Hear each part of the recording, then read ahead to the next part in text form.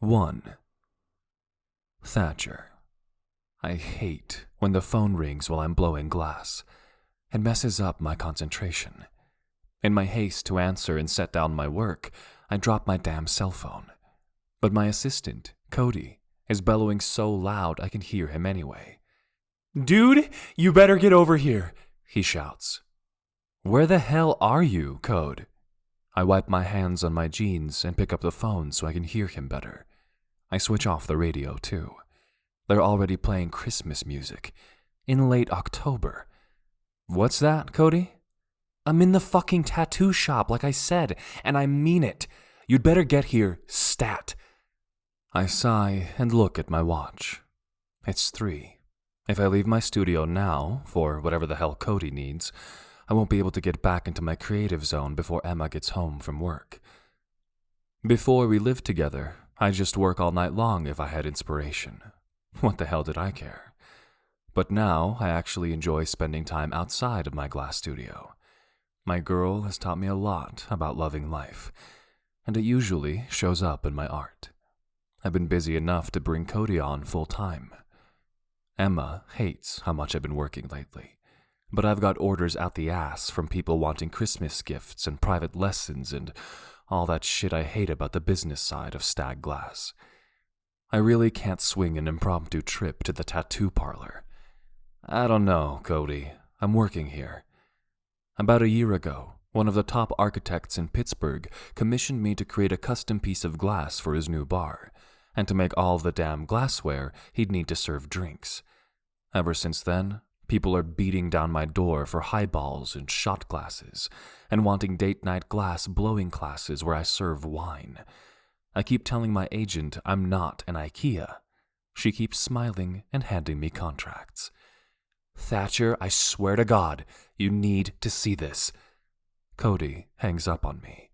"Motherfucker," I growl, shutting the furnace and flicking off the lights. I'll have to come back to work after Emma goes to bed. I rub my hands through my hair while I wait for my truck to warm up. It's been abnormally cold this fall, and the engine sputters a bit in my beat-up old Ranger. Better than walking, I think, shifting into gear and heading toward my old neighborhood.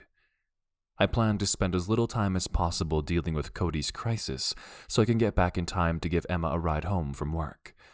She can't drive because of her epilepsy, even though she's been seizure-free for a long time.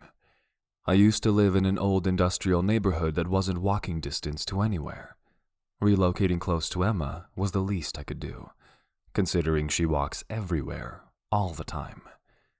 I don't think she took enough layers along today to walk home in sub-freezing wind gusts. I shoot Emma a text that I'll be waiting for her in the parking lot when she gets done with her meeting, and then I open the door to see what kind of trouble is brewing at Green Mamba Tattoo. I figure Cody changed his mind halfway through a neck tattoo or something. I've had my fair share of ink regret. Green Mamba is pretty good at transforming mistakes into mystique. Cody meets me inside, where I raise an eyebrow at him and he yanks me behind the privacy curtain. "Thatcher, look!" He points, and I see my brothers' wives giggling, leaning over a binder of designs. And then, holy shit, there's my girl, Emma Cheswick. My previously untattooed girlfriend stands right with them. "What the hell is going on here, Ches?" I bark out. "I thought you had a meeting." Hearing my voice, she rips her red hair around and drops her jaw.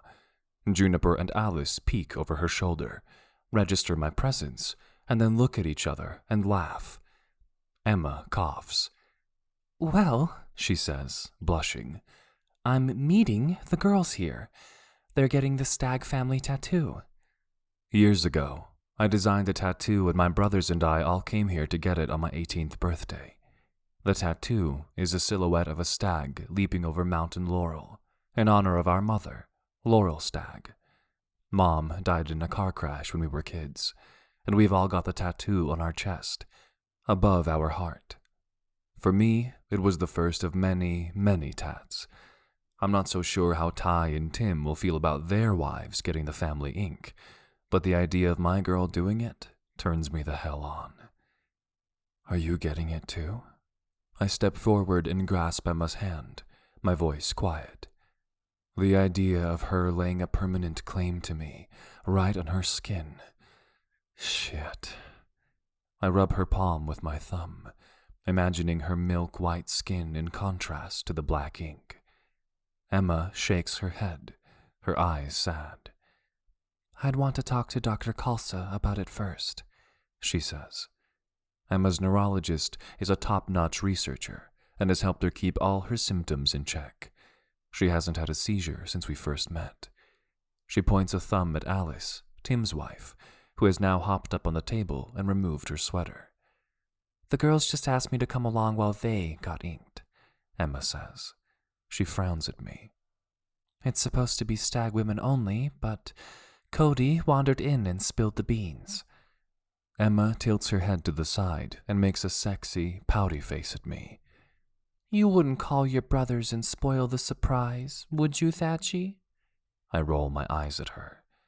Jesus, Emma, do not call me Thatchy ever again. She laughs. I look at the transfer the artist is about to stick on Alice and furrow my brow. That's not my design.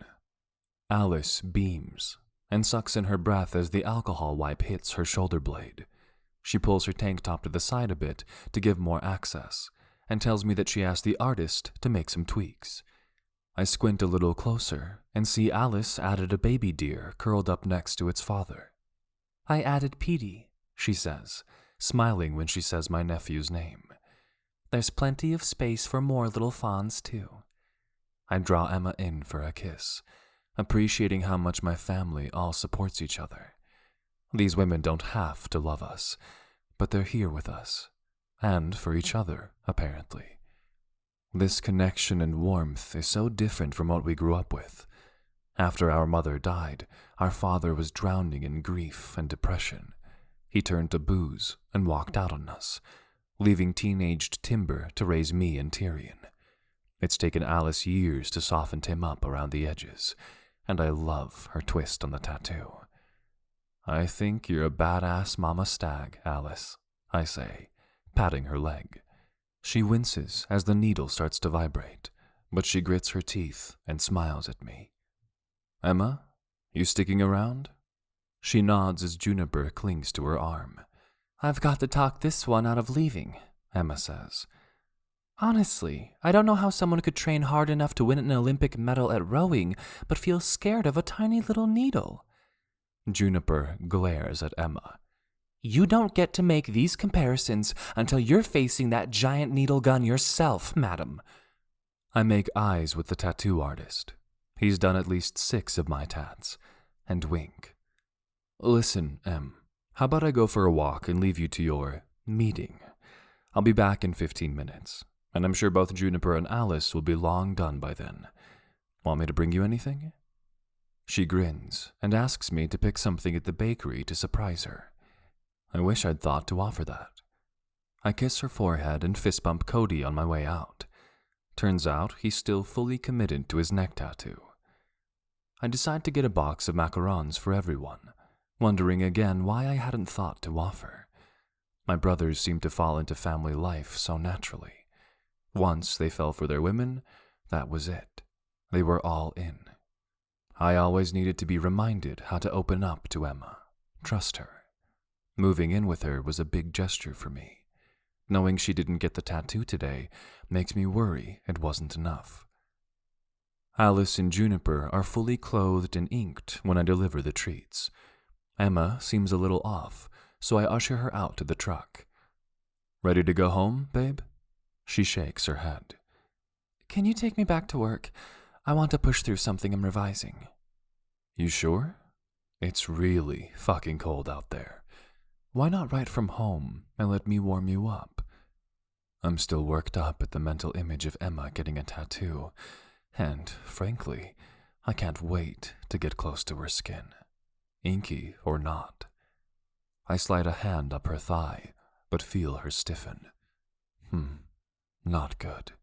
I withdraw my hand and look at her. What's wrong? She huffs. Shit. What did I do?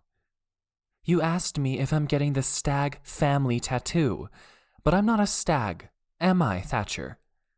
Of course you are, Ches. What are you talking about? She shakes her head. I'm not. I'm not a stag.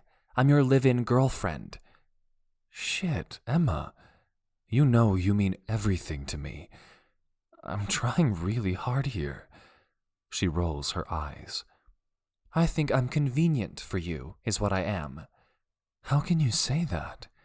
I moved my whole studio so I could be with you, so I could be supportive of your job. Am I supposed to be grateful of your sacrifice? Her eyes flare, and she looks really angry. I rake my fingers through my long hair again.